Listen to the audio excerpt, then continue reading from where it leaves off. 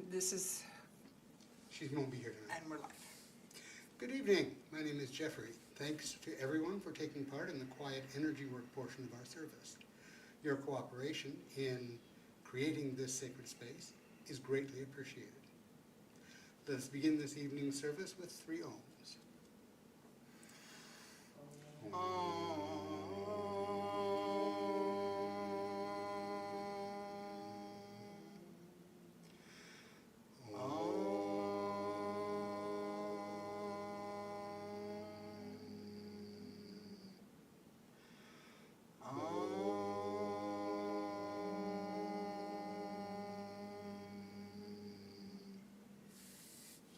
And now, the Reverend Karen will lead us in an opening prayer.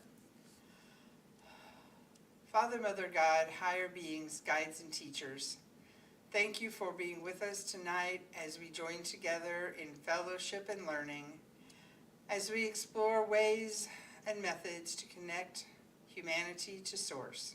So mote it be. So mote it be. Please open to the first page of your book, and we will say together the universal greeting. If this is new to you, please watch the service workers to follow along with the interactive hand movements. I offer you peace. I offer you friendship. I offer you love. I hear your needs. I see your beauty. I feel your feelings. My wisdom flows from a higher source. I salute that source in you. Let us work together. Now, please turn to the next page, and we will say together the 9 principles of spiritualism. We believe in infinite intelligence. We believe that the phenomena of nature, both physical and spiritual, are the expression of infinite intelligence. We affirm that a correct understanding of such expression and living in accordance therewith constitute true religion. We affirm that the existence and personal identity of the individual continue after the change called death. We affirm that communication with the so-called dead is a fact, scientifically proven by the phenomena of spiritualism. We believe that the highest morality is contained in the Golden Rule, whatsoever ye would that others should do unto you, do ye also unto them. We affirm the moral responsibility of the individual, and that we make our own happiness or unhappiness as we obey or disobey nature's physical and spiritual laws. We affirm that the doorway to reformation is never closed against any human soul, here or hereafter. We affirm that the precepts of prophecy and healing contained in all sacred texts are divine attributes proven through mediumship. Do you want to have any inspired talking? No, because we're having a talk. The meditation tonight will actually be, in place of the meditation, we're going to be having a talk about using labyrinths for meditation. This is kind of a pre-event talk for our event coming up next weekend on Saturday. And I think we will take questions at the end of that. So if you're watching from home, you can use the same channel you used to request a message. Yes. Yes. All right. We welcome your donations to help us maintain our presence in the community. You may donate via our website, www.circleoflightstl.org, or our Facebook page. Thank you for your donations. All funds received help us in our mission to seek, develop, and teach the knowledge of the relationship between humanity and spirit. The crystal globe displayed here is filled with prayer and energy for healing Mother Earth and all her children. Everyone is welcome to contribute prayers for world peace and world healing. We invite you to add your energies to this sacred sharing. We will now say the prayer for spiritual healing found on the next page, after which there will be a short silence for you to softly say the names of anyone that you would like to receive extra healing this week.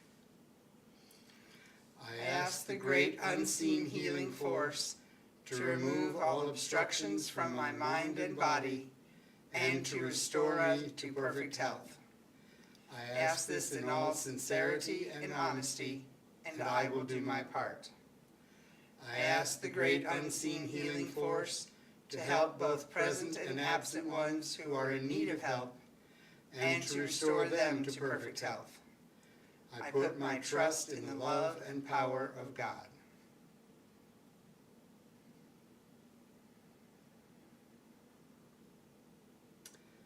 I don't know about you, but I always want to add the entire Middle East to Well, people who need Yeah. peace and healing. All right. But it's turn announcements time. Okay, so that event I mentioned is Circle of Light is participating as a Walk the Labyrinth site for World Labyrinth Day. It'll be indoors, so you have no excuse if it's raining. We will also have paper labyrinths that can be colored, followed along on. Plus, we're also going to have some tactile finger labyrinths, so the event is very accessible to all. And all are welcome. We will provide water, and everybody from our church is attending is going to be bringing snacks. And if you are attending, you are also welcome to bring snacks for yourself or to share. Mm-hmm. We will be doing the fellowship thing. The event runs from Noon to 3. 3. Next Saturday. The target time is the 1 o'clock hour because they want everybody walking the labyrinth at 1 o'clock local time so that we create a wave of peaceful energy going across the planet. There are groups participating in New Zealand, in England, in North America, South America. Europe is lousy with labyrinths. Yeah. Some people will be building the labyrinth and then walking it. Some of them are going to be existing labyrinths. The Labyrinth Society currently has track of something like 6,700 labyrinths worldwide. There's one down at Unity South. Yeah. So that's the event. There will also be a couple of talks on the history of labyrinths, on using labyrinths, On making your own labyrinth. making your own labyrinth. So just come join us. It'll be a fun day. It's not going to be like highly structured, but if you do come and you plan to walk the labyrinth, we do ask that you bring a clean pair of socks because this is a painted on canvas labyrinth and we really want to preserve it. We're also not charging any money, right? Yes, it is a free event. Donations are welcome, but the event itself is free. And in other news, the next day we have a business meeting?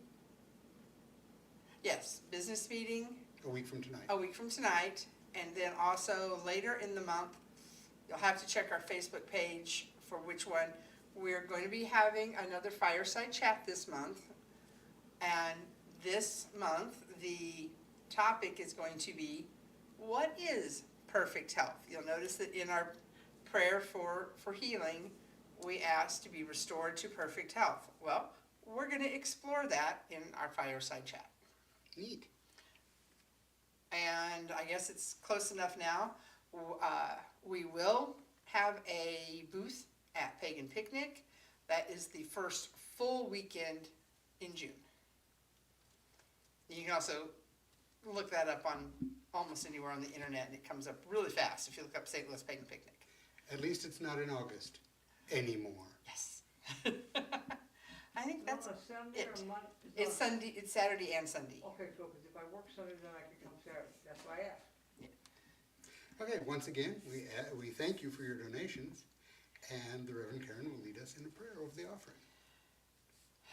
Father, Mother, God, higher beings, thank you for bringing prosperity into our lives in its various and sundry forms. Help us to recognize and give thanks for that prosperity, and then to redirect it out into the world as needed so that everyone may benefit. So mote it be. So mote it be. We now come to the message portion of the service. Please actively listen to each message. As these come from universal source via our guides, they may be tailored to the individual, but they deliver wisdom to the whole. Please address questions about messages to the message bearer after the service. To welcome our spirit workers, we sing together to raise the vibrations in our circle. We view the word God as a universal term for deity rather than signifying any one particular path. Our message bearer this evening will be the Reverend Karen, so let us welcome her with the song In the Garden, verses 1 and 2. I come to the garden alone, while the dew is still on the roses, and the voice I hear falling on my ear, the Son of God discloses. And she walks with me, and she talks with me, and she tells me I am her own. And the joy we share as we tarry there, none other has ever known.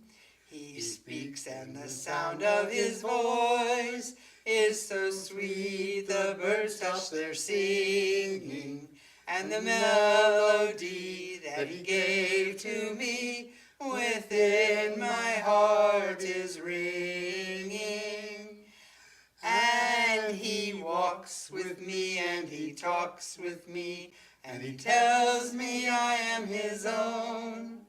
And the joy we share as we tarry there, none other has ever known. Good evening. As Jeffrey said, I'm Reverend Karen. Tonight I am working with my guides, the architect, Dr. Gustav, Maya, Running Otter, and my joy guide Maya. Well, not joy guide Kara. Maya's definitely not my joy guide. All right, let's send a message out to Nancy.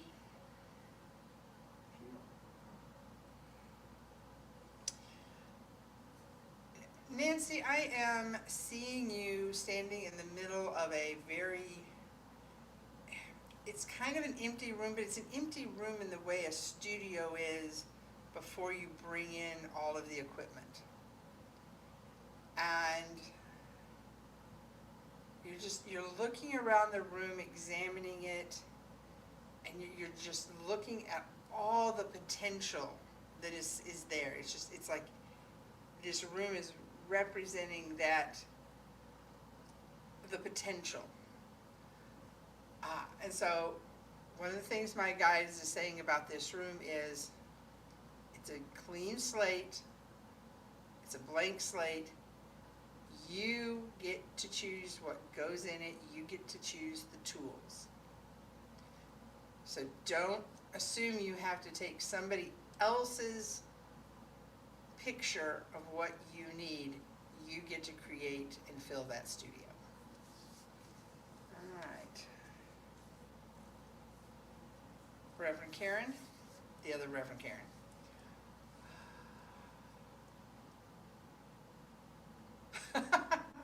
So the image I was given was of the artwork connected with the Alice's Restaurant Massacre. And it's where they're, going through the trash pile. And my guides are telling me that it wasn't the band members, the friends, the good guys that were going through the trash pile.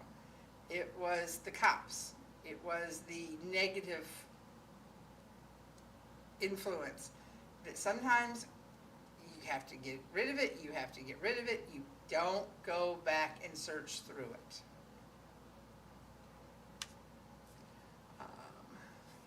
Lois.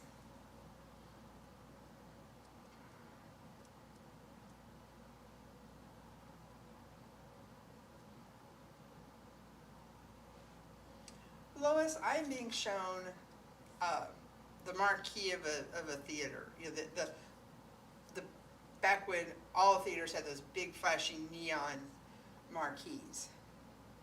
And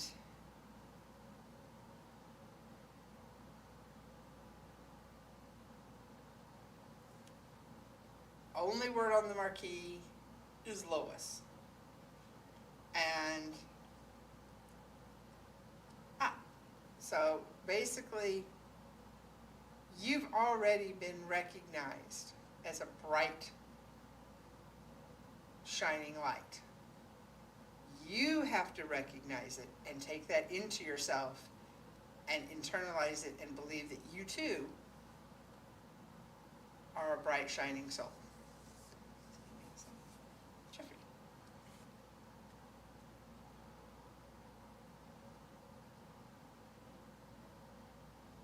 Okay. Joy Guide is coming through strong on this one.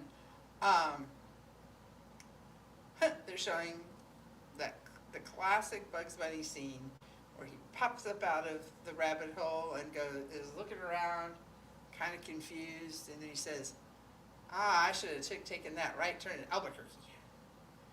And yet he still gets out of the rabbit hole and just starts his kind of adventure from there.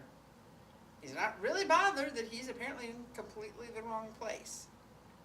So if you're getting to a place where you're like, how did I get here? Don't focus on that so much as, okay, I'm here. Now what am I going to do? I don't see anybody else, so thank you for letting me stand between the worlds. So, now the conversation will be presented by me. It's the talk. Your turn to talk. It's my turn to talk. Okay, so we're doing this labyrinth thing. Reverend Karen already touched on the first point of the protocol that I'd like us to follow, which is don't wear your street shoes. Oh, what? Don't wear your street shoes. Okay. The second point is what happens when you're going in and somebody else is coming back out. And there's basically three ways you can try and snidge around past each other. The way I was taught was to put your palm up and... Right or left hand?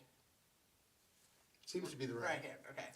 And the two of you pivot clockwise around that hand and then move on. It may not be for everyone. I've never had a problem with it myself. And it's done better at the corners. And it is done, yes, since this is a squared off labyrinth, not a round one, the corners might be the best place to do that.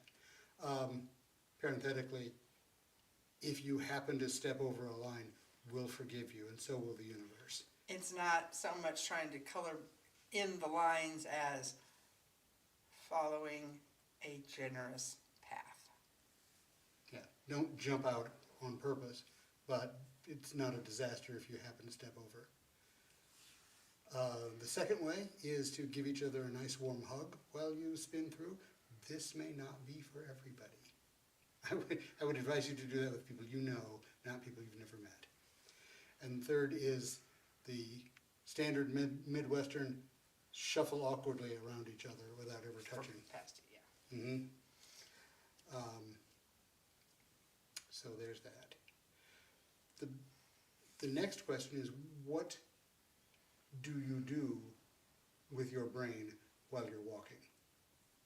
And there's just an awful lot of possible answers to that. A modern Christian mystic would say, you empty your head. You stand at the beginning and you drop everything you're thinking about, everything you're worrying about, and just open yourself up.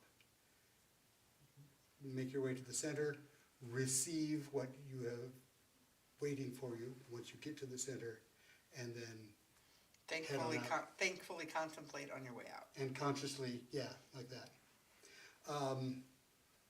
There are all kinds of ways to do particular meditations.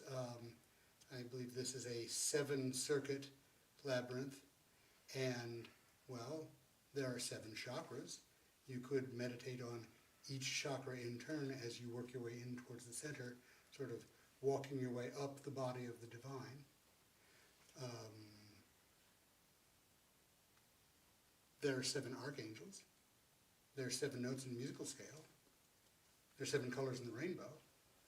7 days a week. 7 days in a week. All good things to contemplate while you're on this particular journey.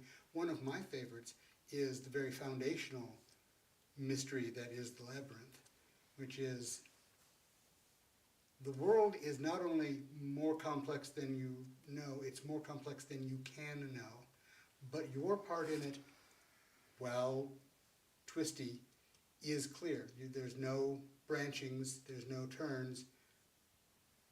Once you set your foot on the path, you're going to end up in the middle. And I think that's all I had to say about those. What's the purpose of walking the labyrinth? It's a meditative tool. Yeah, I should have said that first off. Yeah, some people find it very difficult to meditate just by sitting still and emptying their mind. So a labyrinth walk is one of many forms of moving meditation or walking meditations. And the form just helps kind of funnel that energy. You build energy on the way in, and then you can, when you're on the way back out, you keep what energy you need, but you can also be sending energy out to other sources. Give it back to the universe, put it in the globe. It's my opinion, for what that's worth, that we here in the West, in the modern West particularly, Yes. A, have lost sight of basic meditative technology, but B, when we do it, we pay more attention to the mantra than the mudra. We've forgotten how to move, how to be interfacing with the actual real world while we contemplate it. And so this is a way to get around that. I don't get around it so much as Integrate take it head on. Integrate. Integrate it. Oh, that's a good one. But some people find that if walking a labyrinth is inaccessible, they don't have access to one, it's not physically accessible, it's a small area, it can't be gotten to, that they will do those same meditations while tracing the path with their fingers or tracing one on a piece of paper. So there are many ways to use the form of the labyrinth. There are also, going back to the Greek part of the origins of the labyrinth, the Greeks would use, and the church would use a labyrinth facing, where its entrance exit was facing the outer doors, and that would catch anything that was evil or bad. And so sometimes people will walk a healing labyrinth or walk a labyrinth for healing to use the labyrinth to draw out the negativity. And then, it goes away from them as they exit it. So that's all I can add. It occurred to me that while you were talking that Hindus use moving hand positions, Buddhists use static hand positions, Shakers dance. Oh, there are many, many We forms. mostly just don't and should. And why are we doing this now, and why are we calling it a call for peace? I'm so glad you asked. I have a message here from the Labyrinth Society, which lovely people we will be delighted to join. The Labyrinth Society Call to Peace, issued specifically for this occasion. In light of the overwhelming suffering and division around our world, the Board of Directors of the Labyrinth Society calls our members and friends to walk labyrinths or to offer labyrinth walks with the focused intention to send energetic waves of healing, peace, and comfort to places of tension and conflict. The Labyrinth Society encourages participants to respect the dignity of all earthly life. Now, more than ever, we honor our precious earth and its inhabitants, and we extend our love and compassion, our outreaching voices of bravery, and our vibrant initiatives for peace. This invitation is proved by the Labyrinth Society Board of Directors in continuing to build a global community of peace and compassion through the Labyrinth experience. And it closes with a quote, "The vision must be followed by the venture. It is not enough to stare up the steps. We must step up the stairs."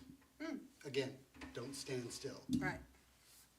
And that, I think, is all that we have to say about that, unless somebody asked a question. Nope, nobody's asked a question yet. If you do have a question that you come up with, you can send it to us through the Facebook page, and we will be glad to answer it via that way. In our own haphazard, stumbling way. And now, since we're done with that, it's time for the Reverend Karen to lead us with a closing prayer. Father, Mother, God, higher beings, guides, and teachers, thank you for coming close with us tonight and to help us as we explore this pathway for connection and bring us all back together next weekend and throughout the week. So mote it be. So mote it be. Thank you all for being in our circle of light. Please stand with us in unity as we sing together, "Let There Be Peace on Earth."